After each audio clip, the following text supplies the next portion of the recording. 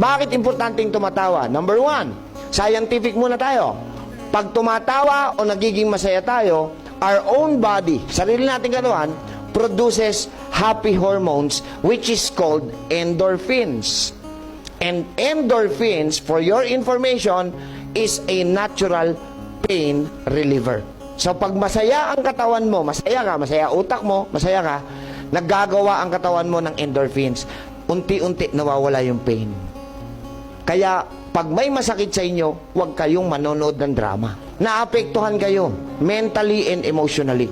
Hindi nyo napansin, nanonood kayo ng drama, alam nyo ng artista yung gumaganap, nagagalit pa kayo sa kontrabida.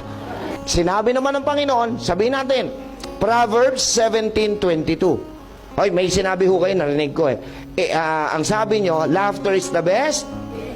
Sabi ng tao yon. Ang sabi ng Diyos, Proverbs 17:22, a merry heart, hindi laughter, a merry heart, ang masayahing puso. Tama? Ay mabisa pa kaysa gamot. Pero ang malungkuting puso at espiritu ay nakatutuyot hanggang buto. Hindi totoo yung laughter is the best medicine.